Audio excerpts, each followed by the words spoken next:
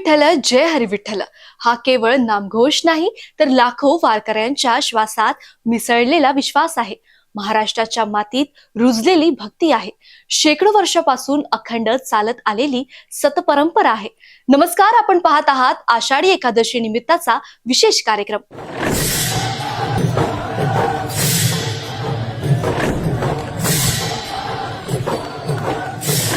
महाराष्ट्राच्या सांस्कृतिक आणि आध्यात्मिक परंपरेतील सर्वात मोठा सोहळा म्हणजे आषाढी वारी. दरवर्षी लाखो वारकरी डोक्यावर तुळशी वृंदावन, खांद्यावर भगवा ध्वज, गळ्यात तुळशीमाळ आणि मुखी विठ्ठलाचे नाम घेऊन पंढरपूरकडे मार्गक्रमण करतात. हा प्रवास केवळ पायी चालण्याचा नसतो तर आत्मशुद्धीचा, समतेचा आणि भक्तीचा असतो. महाराष्ट्राच्या सांस्कृतिक आणि आध्यात्मिक परंपरेतील सर्वात मोठा सोहळा म्हणजे आषाढी वारी. दरवर्षी लाखो वारकरी डोक्यावर तुळशी वृंदावन, खांद्यावर भगवा ध्वज, गळ्यात तुळशीमाळ आणि मुखी विठ्ठलाचे नाम घेऊन पंढरपूरकडे मार्गक्रमण करतात. हा प्रवास केवळ पायी चालण्याचा नसतो तर आत्मशुद्धीचा, समतेचा आणि भक्तीचा असतो. आषाढ महिन्यातील शुक्ल पक्षातील एकादशीला देवशयनी एकादशी किंवा आषाढी एकादशी असे म्हटले जाते. धार्मिक मान्यतेनुसार या दिवसापासूनच भगवान श्री विष्णू योग निद्रेत जातात आणि चातुर्मासाची सुरुवात होते. या काळात भक्त उपवास, जप, दान, हरिपाठ, भजन आणि कीर्तन करून आपले जीवन अधिक सात्विक करण्याचा प्रयत्न करतात. परंतु महाराष्ट्रात आषाढी एकादशीचे वेगळे स्थान आहे, कारण हा दिवस म्हणजे पंढरपूरच्या विठुरायाच्या दर्शनाचा दिवस, लाखो भाविकांचे स्वप्न पूर्ण होण्याचा दिवस. विठ्ठल म्हणजे भक्ताचा सखा, आई वडिलांची सेवा करणाऱ्या पुंडलिकाच्या भक्तीने प्रसन्न होऊन विटेवर उभा राहिलेला देव. हात कमरेवर ठेवून भक्तांची वाट पाहणारा हा सावळा विठोबा महाराष्ट्राच्या जनमानसात खोलवर रुजलेला आहे. वारकरी संप्रदायाची परंपरा अनेक शतकांपासून अखंड सुरू आहे. संत ज्ञानेश्वर महाराज, संत तुकाराम महाराज, संत नामदेव, संत एकनाथ, संत सावतामाळी, संत गोरा कुंभार, संत चोखामेळा, संत जनाबाई यांच्यासारख्या संतांनी समाजाला भक्ती, समता आणि मानवतेचा मार्ग दाखवला. त्यांच्या अभंगाने सामान्य माणसाला देवाशी जोडले. वारी म्हणजे चालणारे विद्यापीठ असेही म्हटले जाते. येथे कोणी मोठा नाही, कोणी लहान नाही. जात, धर्म, श्रीमंती किंवा गरिबी याचा कोणताही भेद नाही. सर्वजण एकाच रांगेत चालतात, एकत्र भोजन करतात, एकमेकांची सेवा करतात आणि विठ्ठल नामाचा अखंड जप करतात. वारीचा प्रत्येक दिवस नवा असतो. पहाटे काकड आरतीने सुरुवात होते, त्यानंतर अभंग, हरिपाठ, प्रवचन, कीर्तन आणि दिवसभराचा पायी प्रवास. दुपारी विसावा आणि संध्याकाळी पुन्हा भजन कीर्तनाने वातावरण भारावून जाते. टाळांचा नाद, मृदुंगाची लय, विनेचे सूर आणि हजारो कंठातून उमटणारे ज्ञानोबा तुकाराम हे दृश्य शब्दात मांडणे कठीण आहे, ते अनुभवावे लागतात. ही वारी केवळ परंपरा नाही, ही महाराष्ट्राच्या आत्म्याचा आवाज आहे. महाराष्ट्राच्या इतिहासात अनेक परंपरा आहेत, पण शेकडो वर्षे अखंड सुरू राहिलेली आणि आजही लाखो लोकांना एकत्र आणणारी परंपरा म्हणजे वारी. वारकरी संप्रदायाची मुळे संतांच्या विचारात रुजलेली आहेत. या परंपरेला संत ज्ञानेश्वर, संत नामदेव, संत एकनाथ, संत तुकाराम, संत चोखामेळा, संत सावतामाळी, संत जनाबाई आणि अनेक संतांनी समृद्ध केले. या संतांनी समाजाला एकच संदेश दिला: देवापर्यंत पोहोचण्यासाठी जातीचा, संपत्तीचा किंवा पदाचा आधार लागत नाही, लागतो ती निर्मळ भक्ती. 13व्या शतकात संत ज्ञानेश्वर महाराजांनी सर्वसामान्यांना समजावा म्हणून मराठीत भावार्थ दीपिका म्हणजेच ज्ञानेश्वरी लिहिली. त्या काळात धर्मग्रंथ संस्कृतीमध्ये होते. सामान्य माणसाला त्याचा अर्थ समजत नव्हता. ज्ञानेश्वरांनी अध्यात्म लोकभाषेत आणणे आणि भक्तीचा मार्ग सर्वांसाठी खुला केला. त्यांचे बंधू निवृत्तीनाथ, सोपानदेव आणि बहीण मुक्ताबाई यांच्यासह त्यांनी महाराष्ट्रात भक्तीची ज्योत प्रज्वलित केली. आळंदी येथे त्यांनी संजीवन समाधी घेतली. आजही लाखो भाविक त्यांच्या समाधीचे दर्शन घेण्यासाठी येतात. यानंतर वारकरी संप्रदायाला नवी ऊर्जा देणारे संत म्हणजे संत तुकाराम महाराज. देहू नगरीत जन्मलेले तुकाराम महाराज अभंगाच्या माध्यमातून समाजाला जागवत आहेत.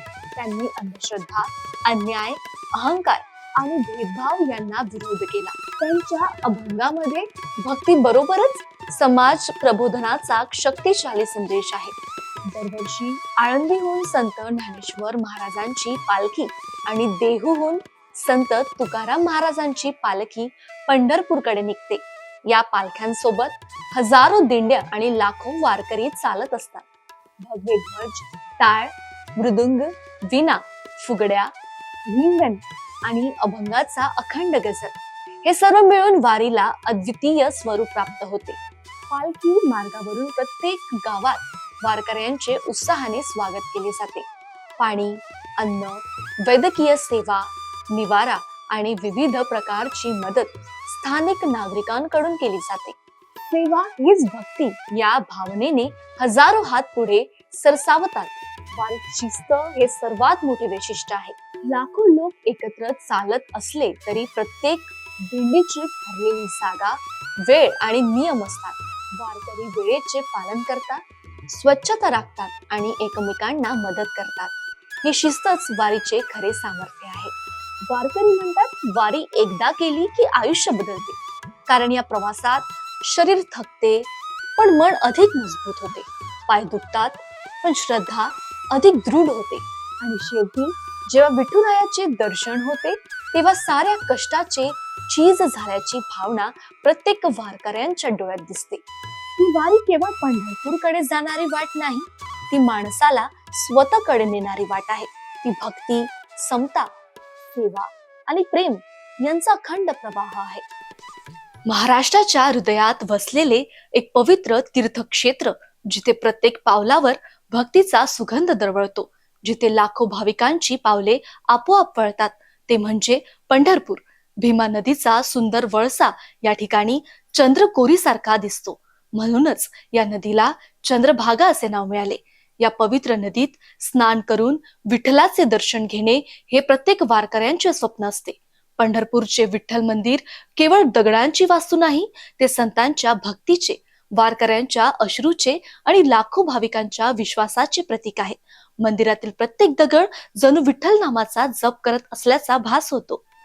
परंतु एक प्रश्न अनेकांना पडतो, विठ्ठल विटेवरच का उभा आहे?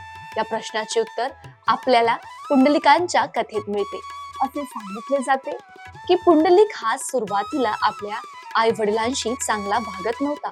मात्र काही संतांच्या सहवासातून त्याला आपल्या चुकीची जाणीव झाली.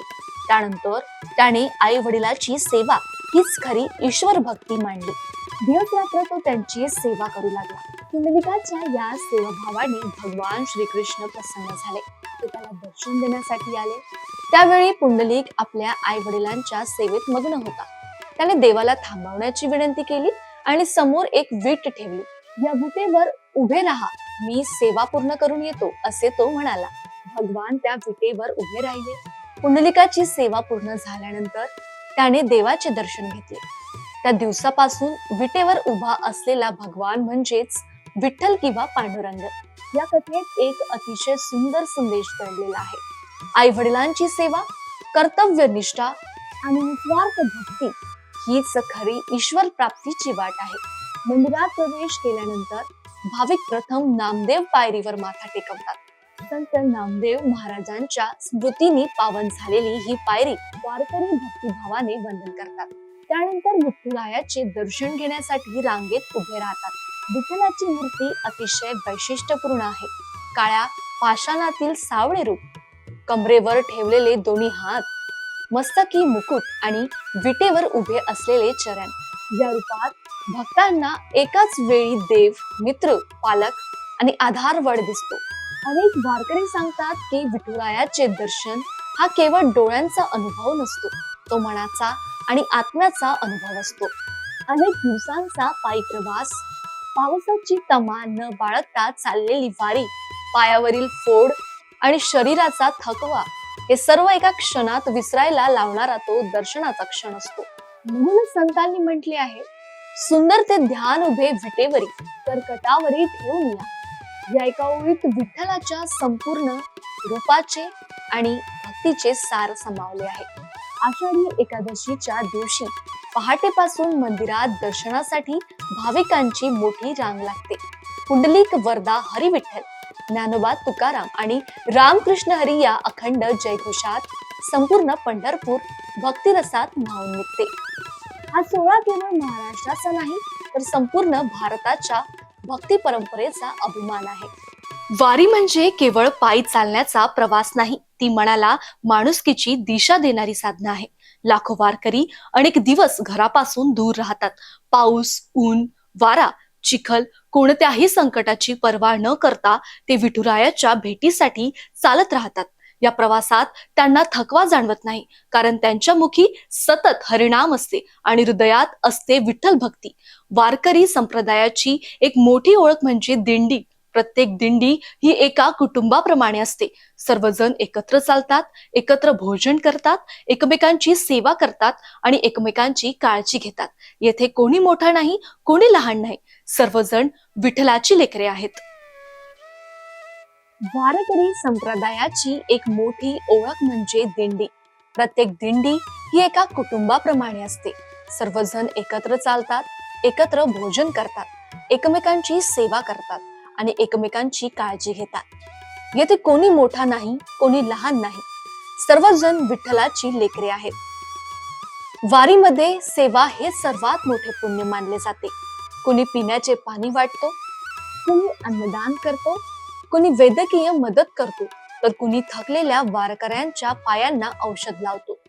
या निस्वार्थ सेवेमुळे वारी आजही समाजाला माणुसकीचा धडा शिकवते. वारकरी परंपरेतील अभंग हे केवळ गाणे नाहीत, तर जीवन जगण्याची शिकवण आहे.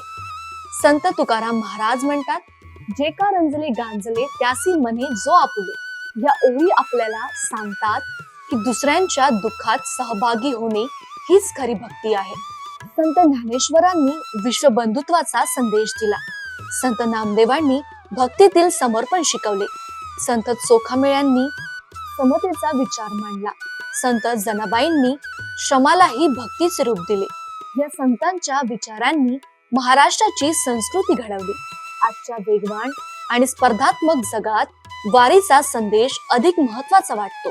माणसाने माणसाशी प्रेमाने वागावे, अहंकार सोडावा, निसर्गाचा आदर करावा, आई वडिलांची सेवा करावी, समाजासाठी काहीतरी करावे आणि प्रत्येकांमध्ये परमेश्वराचे दर्शन घ्यावे, हीच संतांची शिकवण आहे.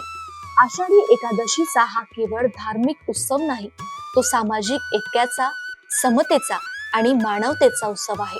वारी आपल्याला शिकवते की भक्ती म्हणजे केवळ पूजा नाही, तर चांगले विचार, चांगली कृती आणि चांगले आचरण हेच खरे देवपूजन आहे. आज लाखो वारकरी विठुरायाच्या चरणी मस्तक टेकवतात. त्यांच्या डोळ्यात आनंदाचे अश्रू असतात, ओठांवर नामस्मरण असते आणि मनात एकच प्रार्थना, हे विठ्ठला आमच्या जीवनात सद्बुद्धी दे, समाजात शांतता, प्रेम आणि बंधुभाव वाढू दे, शेतकऱ्यांच्या शेतात भरघोस पीक येऊ दे, प्रत्येक घरात आनंद नांदू दे, कुणाच्याही आयुष्यात दुःख राहू नये. आषाढीची वारी संपते, पण भक्तीचा प्रवास कधी संपत नाही.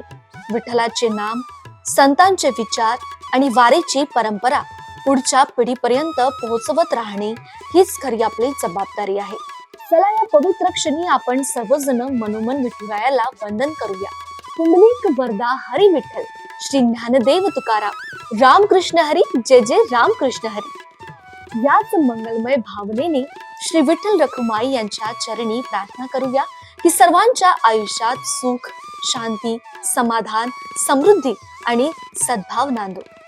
चला या पवित्र क्षणी आपण सर्वजण मनोमन विठुरायाला वंदन करूया. पुंडलिक वरदा हरी विठ्ठल, श्री ज्ञानदेव तुकाराम, रामकृष्ण हरी, जय जय रामकृष्ण हरी. याच मंगलमय भावनेने श्री विठ्ठल रखुमाई यांच्या चरणी प्रार्थना करूया की सर्वांच्या आयुष्यात सुख, शांती, समाधान, समृद्धी आणि सद्भाव नांदो. आपण पाहिला आषाढी एकादशी विशेष कार्यक्रम. मी सेजल आपल्या सर्वांना आषाढी एकादशीच्या मनपूर्वक शुभेच्छा.